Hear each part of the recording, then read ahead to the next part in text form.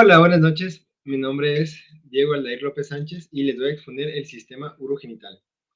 Me tocó a mí solo esta vez, por esta ocasión. Voy a hacerlo yo completamente solo.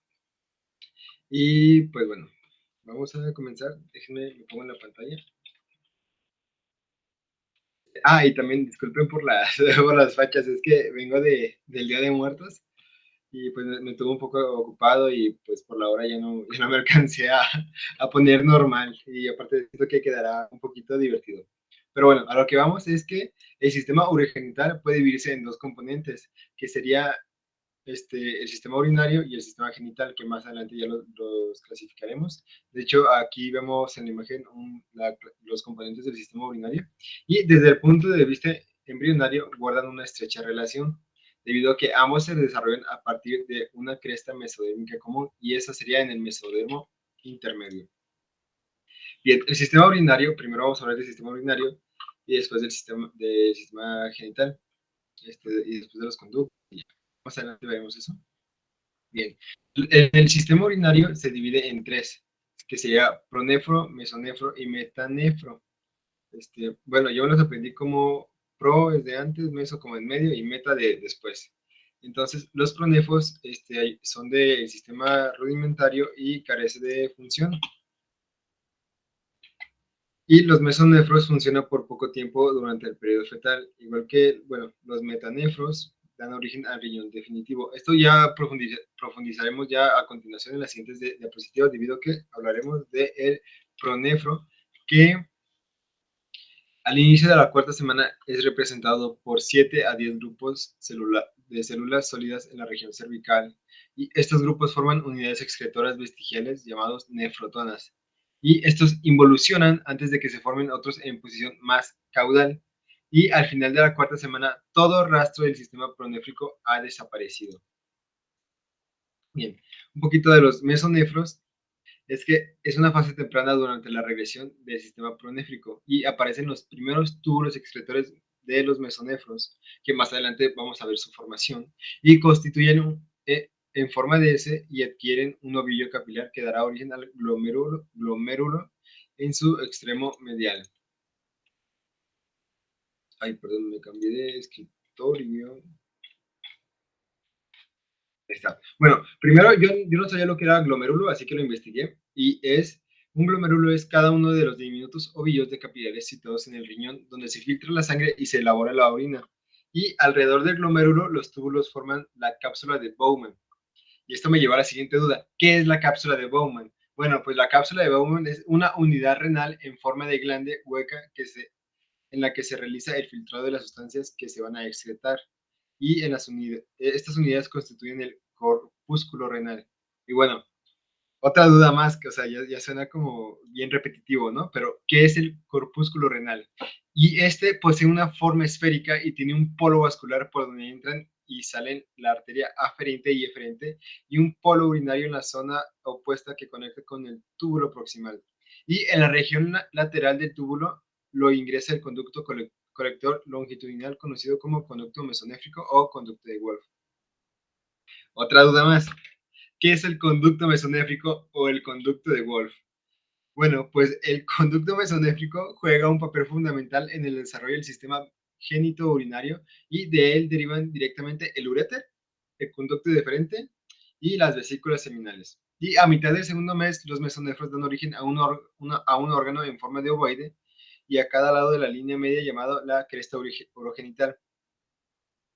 ¿Qué es la cresta urogenital? De hecho, déjeme regresar de la diapositiva porque sigo en esto.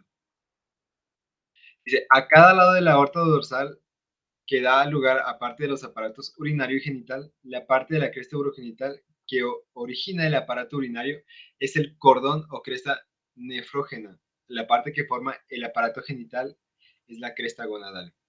Y los túbulos caudales se siguen indiferenciados de esta etapa. A la mitad del segundo mes, los mesonefros dan origen a un órgano en forma de ovoide, la cresta original, y en el varón algunos túbulos caudales y el conducto mesonéfrico persisten y participan en la formación del sistema genital. En la mujer desaparecen. Déjenme eso. Y los túbulos caudales se siguen diferenciando, mientras los túbulos craneales y los glomérulos muestran cambios degenerativos y a finales del segundo mes la mayor parte ha desaparecido.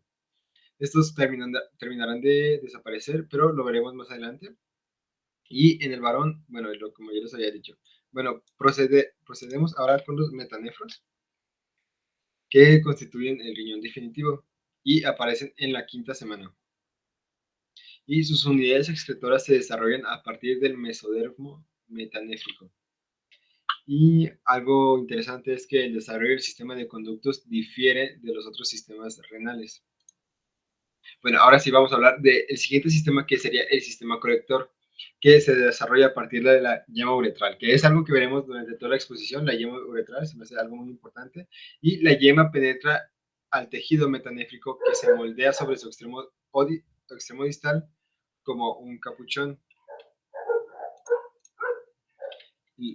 La yema dilata para formar la pelvis renal y primitiva, y cada cáliz forma dos yemas nuevas. Estas continúan subdividiéndose, hasta que existen 12 o más generaciones de túbulos. Y los túbulos de segundo orden crecen y absorben aquellos de la tercera y cuarta generación para dar origen a los cálices menores de la pelvis renal. Y los cálices menores de la quinta generación y sucesivas se elongan y convergen a la cáliz para constituir la pirámide renal.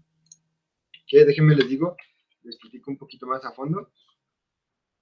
Es la pirámide renal, que esta lleva a cabo la formación de la orina, y la orina pasa de las pirámides renales a la pelvis renal anteriormente dicha, y esta estructura con forma de embudo ocupa la cavidad central de cada riñón y luego se estrecha al salir para unirse con el uréter. Y la yema uretral da origen al uréter, a la pelvis renal, los cálices mayores y menores, y entre 1 a 3 millones de túbulos colectores. Bueno, seguimos con la yema uretral, que eso es lo que les acabo de decir. De hecho, aquí hay una imagen del tejido del diafragma, del tejido nefrónico. Y miren, aquí se pueden apreciar el pronefro, los mesonefros y los metanefros. Y se puede apreciar que están a diferente altura, como anteriormente lo había mencionado. Pero bueno, seguimos con el siguiente sistema, que es el sistema excretor, que el extremo de cada túbulo colector recién formado queda cubierto por un capuchón de tejido metanéfrico. Y las células del capuchón tisular dan origen a vesículas pequeñas, o también llamadas vesículas renales. También las vesículas renales derivan de túbulos pequeños en forma de S y se difieren de los glomérulos. Y estos túbulos junto a los glomérulos dan origen a los nefronas o unidades excretoras. Bien, el extremo proximal de cada nefrona genera la cápsula de Bowman. De ahí que el riñón se desarrolle en dos fuentes, el mesodermo metanéfrico y provee unidades excretoras. Y la elongación continua del túbulo colector y determina la formación del túbulo contorneado proximal, el asa de Henle y el túbulo contorneado distal. Bien. La producción de orina inicia la semana 12 y la diferenciación de los capilares Perdón, es que no he dormido bien, no he descansado bien por esto del evento, pero pues muchas gracias por darme tiempo extra.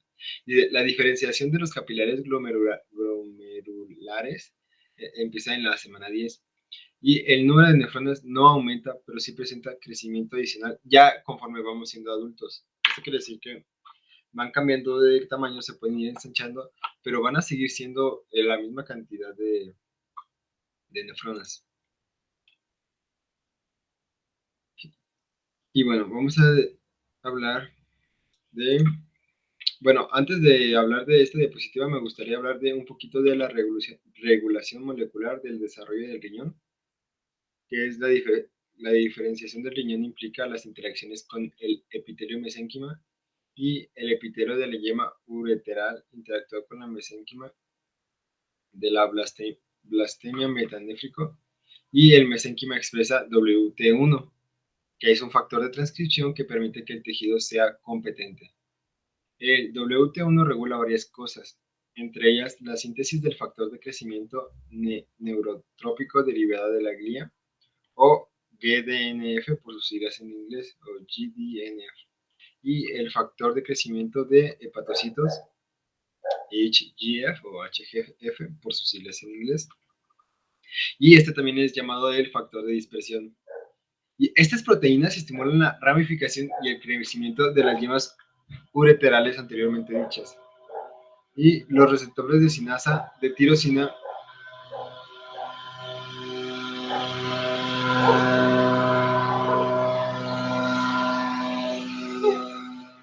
qué suerte, ¿no? O sea, pasaron a fumigar ahorita, pero bueno, me disculpa. Y estas proteínas estimulan la ramificación y el crecimiento de las yemas ureterales. Y los receptores de sinasa de los receptores de sinasa de tirosina, los RET para el GNDF y el MET para el HGF. Parece un poquito de trabalenguas. Y estos se sintetizan en el epitelio de las yemas ureterales. Y las yemas inducen al mesénquima por medio del factor de crecimiento de fibroblastos 2 o FGF2 y proteína morfogénica ósea 7, BMP7, y estos factores bloquean la apoptosis y estimulan la proliferación del mesénquima metanéfrico, que es muy importante, ya lo veremos más adelante. También la conversión del mesénquima en un epitelio para la conformación de nefronas es mediada por las yemas ureterales, mediante la expresión de WNT9 y WNT6, que inducen para una regulación de los genes PAX2 y WNT4, que PAX promueve la condensación del mesénquima para prepararse para la formación de túbulos. El WNT4 hace el mesénquima condensado experimente epiteliciación y constituye los túbulos.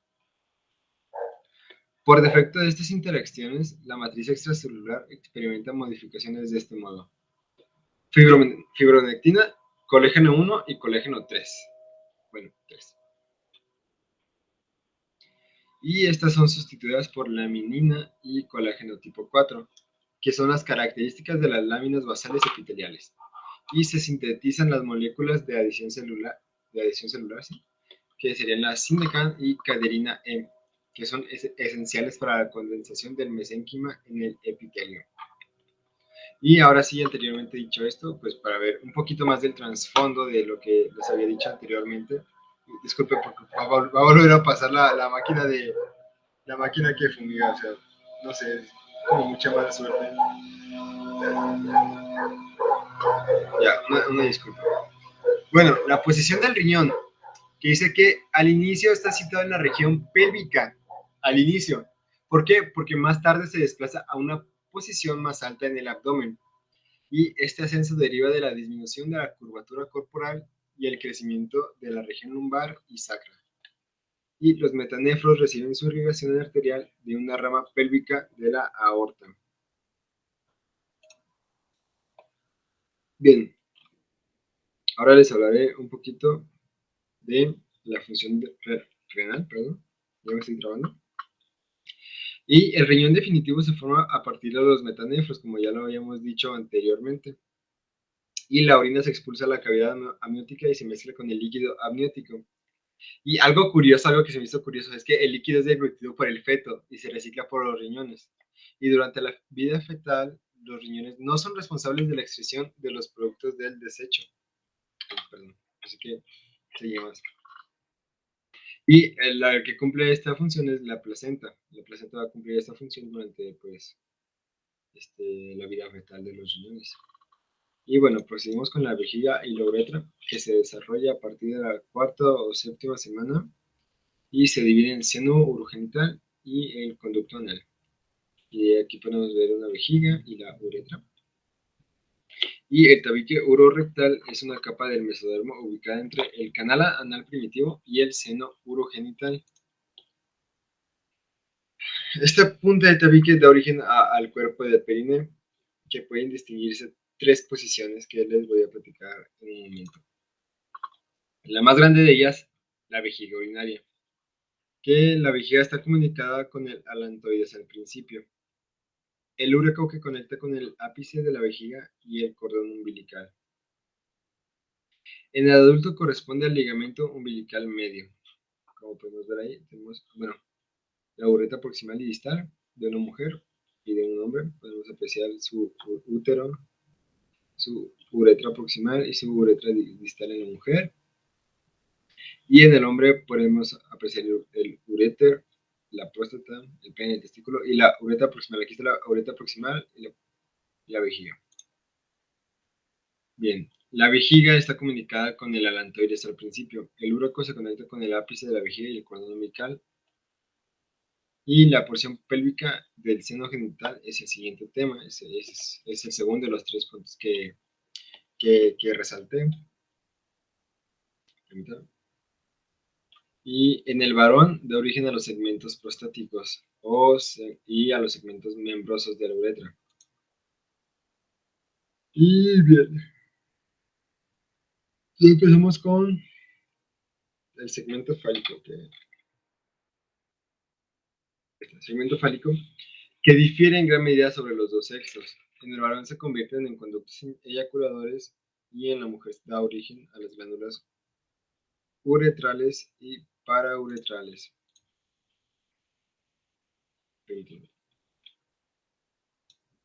Y vamos a hablar del sistema genital, que es un proceso complejo de muchos genes. La clave para el dimorfismo sexual es el cromosoma y bajo su influencia se presenta el desarrollo masculino y en su ausencia se establece el desarrollo femenino. Bien, ahora vamos a hablar de las gónadas. Si bien el sexo del embrión queda determinado genéticamente al momento de la fecundación, las gónadas no adquieren características morfológicas masculinas o femeninas, sino hasta la séptima semana del desarrollo. Es decir, que somos como una especie de embrión, una especie de feto, perdón, asexual, o sea, no tenemos género, y las gónadas aparecen al inicio como un par de rebordes longitudinales en las crestas genitales o gónadas, y se forman a través de la proliferación del epitelio y una condensación del mesénquima subyacente. Las células germinales no aparecen en las crestas genitales sino hasta la sexta semana de desarrollo. Y estas células germinales primordiales surgen del epiblasto y migran por la línea primitiva y a la tercera semana ya residen entre células del endodermo de la pared del saco vitelino en proximidad al alantoides. Y durante la cuarta semana migran con movimientos ameboideos por el mesenterio dorsal del intestino posterior y alcanzan las gónadas primitivas al inicio de la quinta semana. Vamos a seguir con las... Bien. Para invadir las crestas genitales de la sexta semana, si no alcanzan las crestas, las gónadas no se desarrollan o son rudimentarias. Así, las células germinales primordiales tienen un efecto inductor sobre el desarrollo de las gónadas en ovario o testículo. Poco antes y durante la llegada de las células germinales primordiales del epitelio de la cresta genital, prolifera y las células genitales epiteliales penetran la mesénquima subyacente y allí constituyen varios cordones de configuración irregular, como los cordones sexuales primitivos. Tanto en embriones masculinos como femeninos, estos cordones están conectados con el epitelio superficial y es imposible distinguir a la gónada masculina de la femenina. Así, la gónada se conoce como gónada indiferenciada. Bien, ahora vamos a hablar de los testículos. Y como ya les había dicho, si el embrión tiene XY, gen XY, pues va a ser varón. Y estos, bajo la influencia del gen SRY, que es el cromosoma Y, codifica el factor de determinación testicular y los cordones sexuales primitivos siguen proliferando y penetran a profundidad en la médula para constituir los cordones testiculares o medulares. Y hacia el hilio de la glándula de los cordones se desintegran para formar una red de tiras celulares diminutas con la que más tarde dan origen a los túbulos de retetesis y al continuar su desarrollo, una capa densa de tejido conectivo fibroso, la túnica albuginea, separa los cordones testiculares del epitelio superficial. Y en esta imagen se puede apreciar un poquito cómo son las retetesis y, como ya les he dicho, la túnica albuginea. En la imagen de la derecha creo que se llega a apreciar. Ahí está la túnica albuginea. De hecho, aquí está, a la esquina superior derecha está señalada. y la retetesis se alcanza a distinguir en las dos imágenes. Bueno, durante el cuarto mes los cordones testiculares aparecen en configuración en herradura y sus extremos quedan en continuidad de los retetesis, puestos ahora por células germinales primitivas y células de Sertoli, derivadas del epitelio superficial de la glándula. Y bueno, ahora les voy a hablar un poquito de las células de Leydig, aquí. Células de Torres, células germinales primitivas.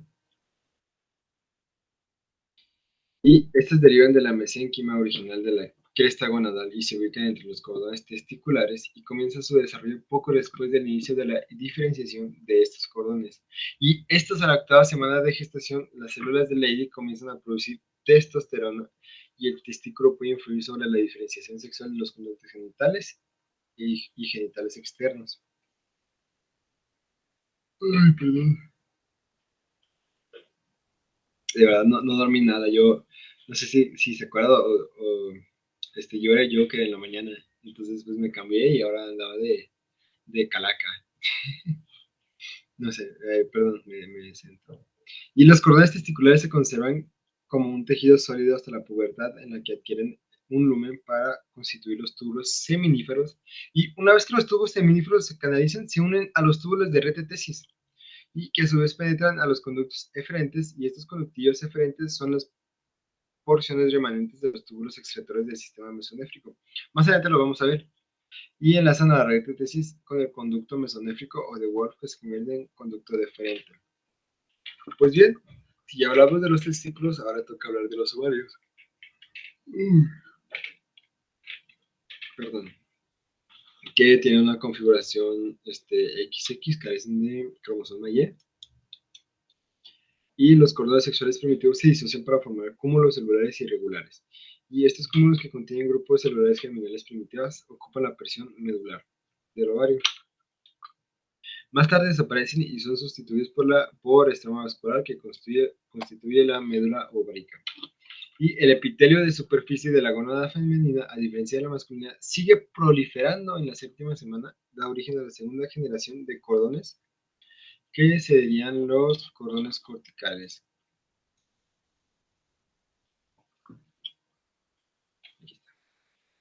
Y el epitelio de superficie de la gónada femenina, en el tercer mes estos cordones se dividen en cúmulos celulares aislados. Estas células de estos cúmulos siguen proliferando y comienzan a rodear cada ovogonia, con una capa de células epiteliales denominadas células foliculares juntas. Las ovogonias y las células foliculares constituyen un folículo primordial. Y así puede afirmarse que el sexo genético de un embrión se define en el momento de la fecundación en base en si el espermatozoide porta un cromosoma. Bien, los embriones con una configuración de cromosoma sexual XX, los cordones medulares de las gónadas involucionan y se desarrolla una generación secundaria de cordones corticales. Y en embriones con complemento sexual XY, los cordones medulares se transforman en cordones testiculares y no se desarrollan cordones corticales secundarios. Entonces, una vez hablado de los ovarios, siguen los conductos genitales. Ya me lo acabamos. Yo echándome porras. Bien, hablemos de la etapa indiferenciada.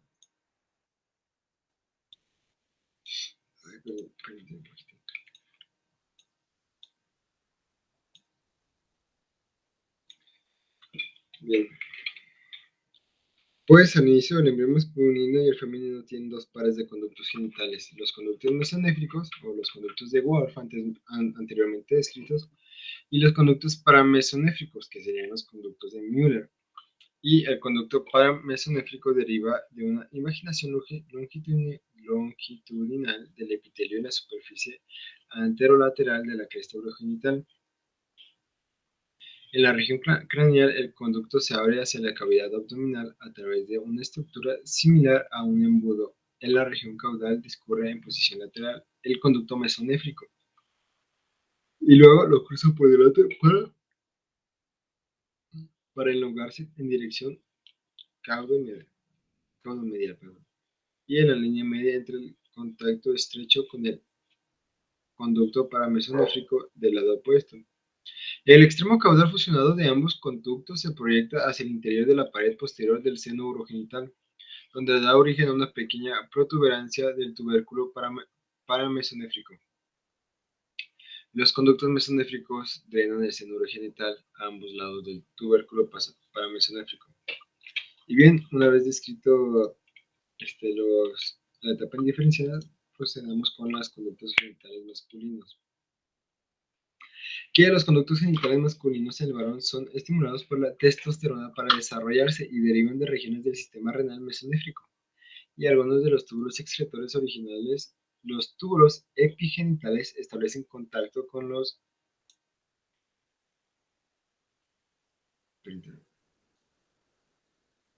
cordones de la retetesis y constituyen los conductillos eferentes del testículo.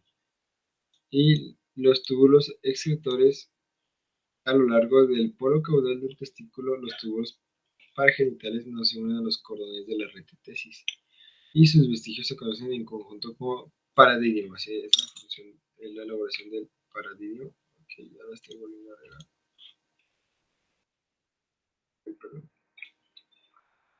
Excepto por su extremo craneal, el apéndice del epididimo, los conductos mesonéfricos persisten y dan origen a los conductos genitales principales. Justo por debajo del sitio de entrada de los conductos eferentes, los conductos mesonéfricos se elongan y desarrollan circunvoluciones para constituir el conducto del epididimo, desde la cola del epididimo hasta la región en la que emerge de la vesícula seminal. Y el conducto mesonéfrico desarrolla una capa muscular gruesa y da origen al conducto deferente en la región del conducto que se extiende más allá de las vesículas seminales y constituye parte del conducto eyaculador.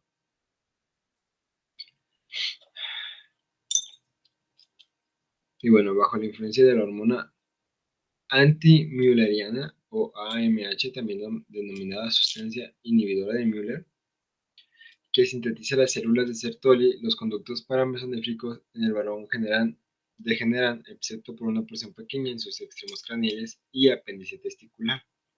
Y bien, una vez esto mencionado, procedamos con los conductos genitales femeninos, que en presencia de estrógeno y en ausencia de la testosterona y AMH, los conductos paramesonéfricos se convierten en los conductos genitales principales en el embrión femenino.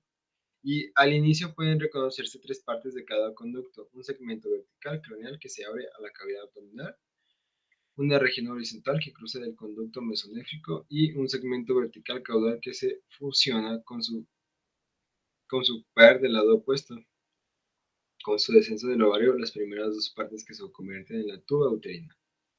Y las porciones caudales se fusionan para constituir el conducto uterino, cuando la segunda parte de los conductos paramesonéfricos se desplaza en dirección medio caudal.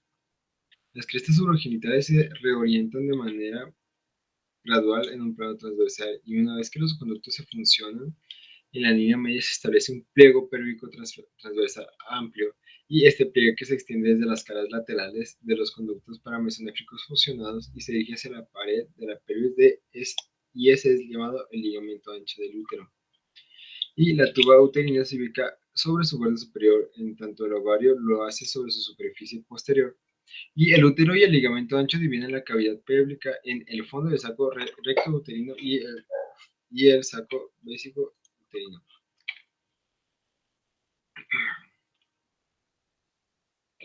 Los conductos paramesonéfricos fusionados dan origen al cuerpo y al cervix, así como al segmento superior de la vagina, y el útero está rodeado por una capa de mesénquima que forma tanto su cubierta muscular, el miometrio, como la peritoneal del perimetrio. En ausencia de testosterona, los conductos mesonéfricos en la mujer degeneran. Y bien, prosigamos con la mención ya propia de la vagina, que está poco después de que el extremo sólido de los conductos paramesonéfricos entre en contacto con el seno urogenital y surgen dos evaginaciones sólidas a partir de la porción pélvica del seno. Y estas evaginaciones, los bulbos senovaginales, proliferan y dan origen a una placa vaginal sólida. La proliferación continúa en el extremo craneal de la placa, lo que incrementa la distancia entre el útero y el seno urogenital. Para el final del quinto mes, la vaginación vaginal está del todo canalizada y las extensiones vaginales que se asemejan a las alas rodean el extremo inferior del útero. Los fornix, también llamados fondos de saco vaginales, son de origen paramesonéfrico. Así la vagina tiene un origen dual con su porción superior derivada del conducto uterino y al inferior del seno urogenital, y la cavidad de la vagina permanece separada de la del seno urogenital por una delgada placa de tejido llamada himen. Este último está conformado por el recubrimiento epitelial del seno urogenital y una delgada capa de células vaginales, y en él normalmente se desarrolla una pequeña abertura durante la vida perinatal. Y en la mujer pueden conservarse algunos remanentes de los túbulos excretores craneales y caudales en el mesoovario, donde constituyen el epóforo y el paraóforo respectivamente. Y el conducto mesonéfrico desaparece excepto por una porción craneal pequeña que se identifica por el epóforo y en ocasiones una región caudal pequeña que puede identificarse en la pared del útero de la vagina. Y esa es una fase posterior y de la vida puede formar el quiste de carne.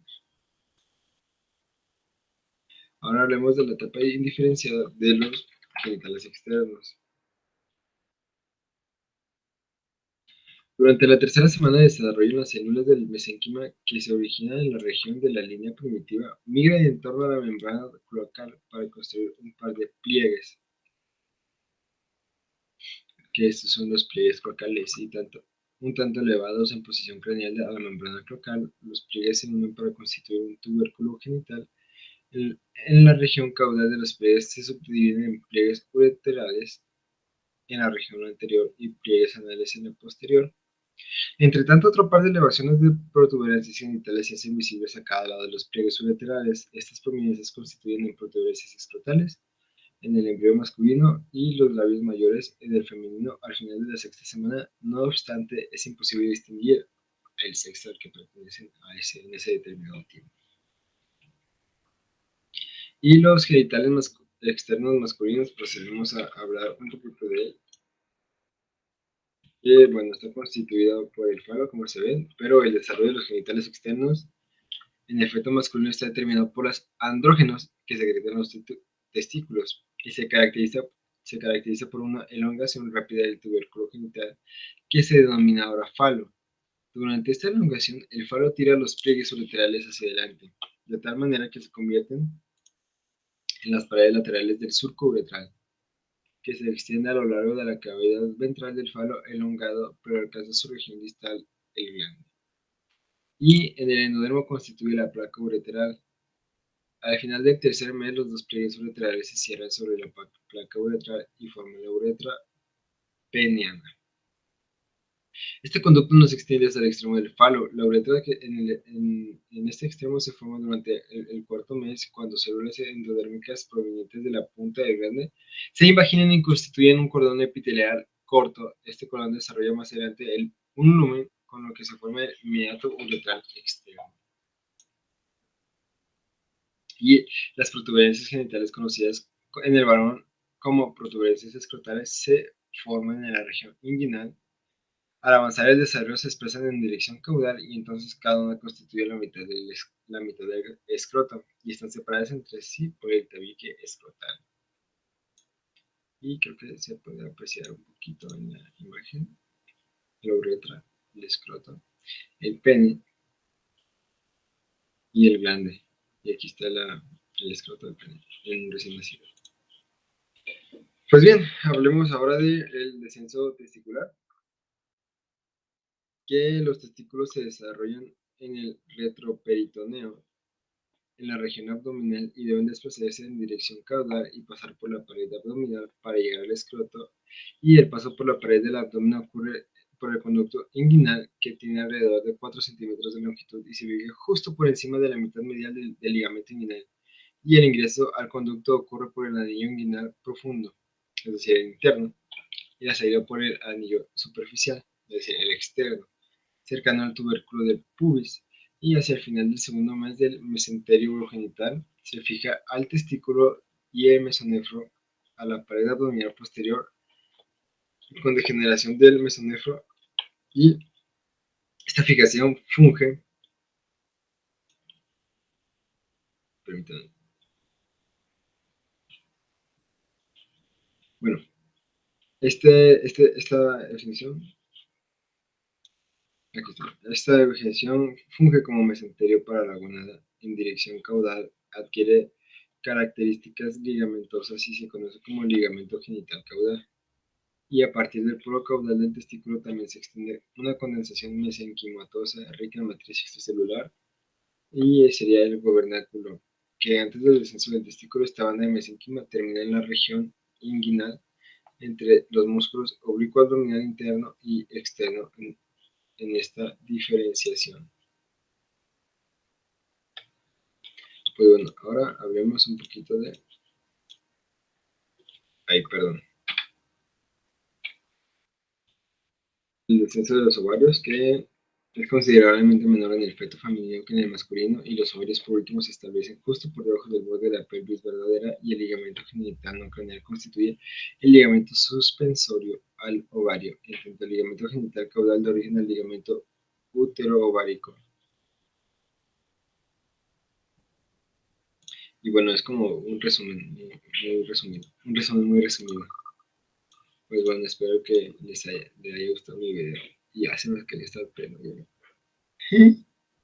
Bueno, muchas gracias por verlo y nos vemos. Bye. Nos vemos.